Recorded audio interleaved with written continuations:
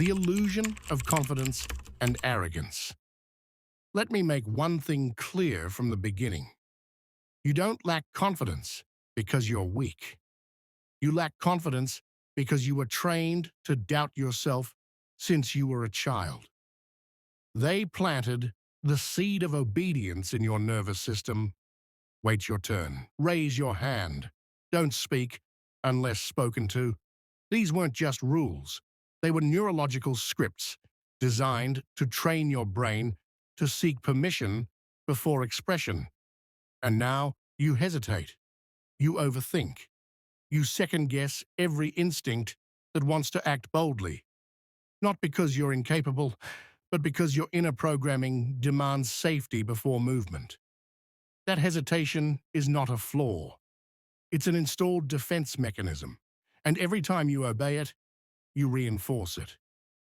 Confidence isn't just believing in yourself. That's a shallow cliché sold by people who never had to fight for self-worth. Real confidence is the absence of internal permission-seeking. It's when your mind no longer waits for approval before it moves. It acts because it has already validated itself. It trusts its own pulse. Let me ask you this. Why do lions never explain themselves? Why do storms never apologize? Because nature does not seek permission to exist. It simply is.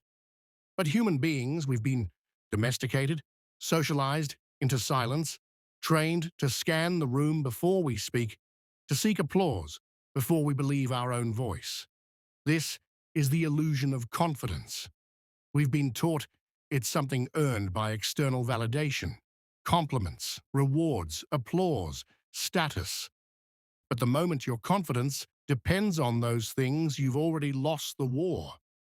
Because what the world gives you, it can take away. That kind of confidence isn't confidence at all. It's dependency disguised in ego. I'm not here to teach you how to appear confident. That's a cheap trick. Anyone can puff their chest and rehearse eye contact. But when pressure hits, when rejection slams into your spine, when no one claps, no one notices, no one cares, that's when your mask breaks. What I'm going to teach you is how to become confident, unshakably internally, without needing a single ounce of validation from the outside world. But before we move forward, you need to kill the lie. Confidence isn't loud. It doesn't need to be. It doesn't beg. It doesn't argue. It doesn't compete for attention. It simply radiates. The kind of confidence we are going to build doesn't scream in rooms. It shifts atmospheres. It doesn't look around to see if it's being admired. It knows it belongs. But here's the first warning. Once you stop seeking permission, people will notice. Some will admire you. Most will feel threatened because you've escaped the psychological cage they're still trapped in. You've left the herd. And when you stop living like you need validation, you begin to disturb those who rely on it for their identity. So the real question becomes, can you handle the consequences of being free? Because real confidence will isolate you before it elevates you. You'll lose the comfort of approval, but you'll gain something far more dangerous: presence. And presence is power. 2. The brain hack, internal validation loop. Let's get real. Most people don't lose confidence in private. They lose at the moment someone else is watching. You know the feeling. Alone, you're sharp, clear, powerful. But the moment you're in a room, on a call, or in front of people, your mind stutters, your voice trembles, you shrink. Why? Because your brain is addicted to feedback. You were trained to believe confidence is a response, that it comes after someone approves of you, likes you, praises you, rewards you.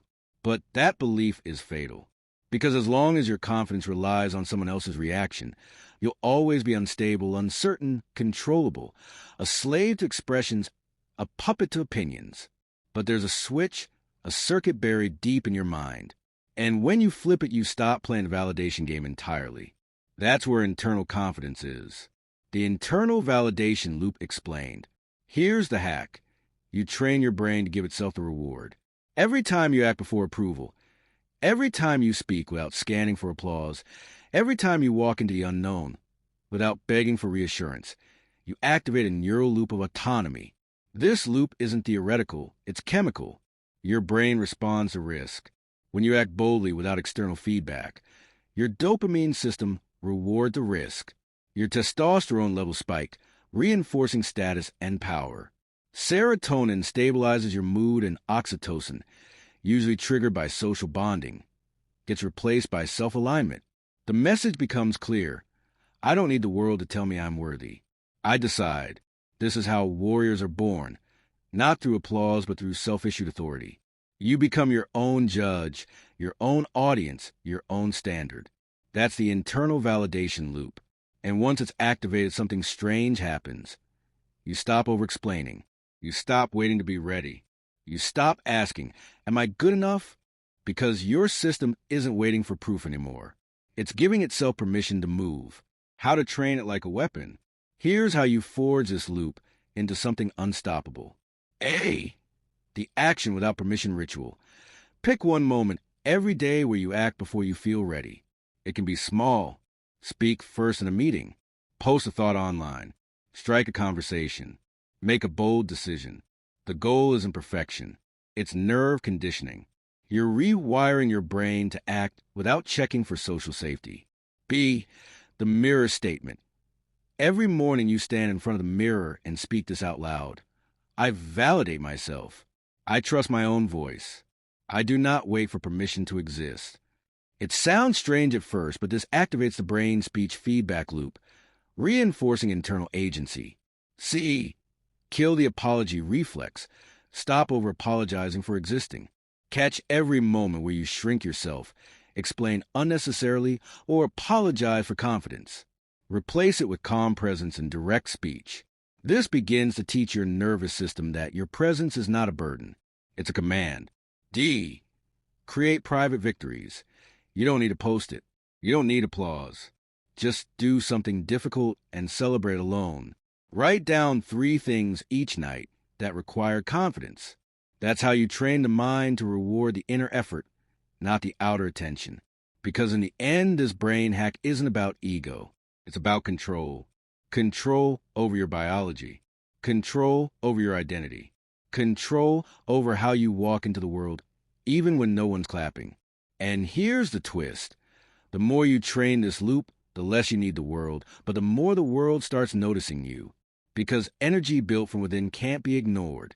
It radiates, it's felt, and it disturbs everyone who still needs to be like to feel alive. You are not one of them. Part 3. The shadow of overconfidence. You've built inner strength, a calm, unshakable confidence. But that's when ego begins to whisper, you're always right. You don't need advice. At first, it feels like growth, but it's not. It's the beginning of arrogance. Arrogance is confidence without self-awareness. It turns clarity into ego and strength into superiority. The moment you think you're beyond correction, your decline begins. You've seen it before. Strong people who stop listening, stop learning, and start believing they're untouchable. Their downfall doesn't happen all at once. It erodes slowly, one ignored warning at a time. Worse, people often cheer arrogance. They mistake it for strength. And the more applause you get, the more you believe you're invincible until you fall. And no one catches you because you train them to admire, not challenge. So how do you stay strong without turning toxic? 1. Hold both truths. I'm powerful and I can be wrong. 2. Seek critique weekly. Let someone challenge your ideas. 3. Study others' downfalls. Learn from those who fell to ego. 4. Track your failures. Write down moments where ego led, not clarity. Confidence is a gift, but without humility, it becomes a curse. Don't let your strength blind you. Stay grounded. Stay correctable. Stay growing. Part 4. Detach confidence from outcome. Here's the most advanced lesson. Stop tying your confidence to success. That's a trap.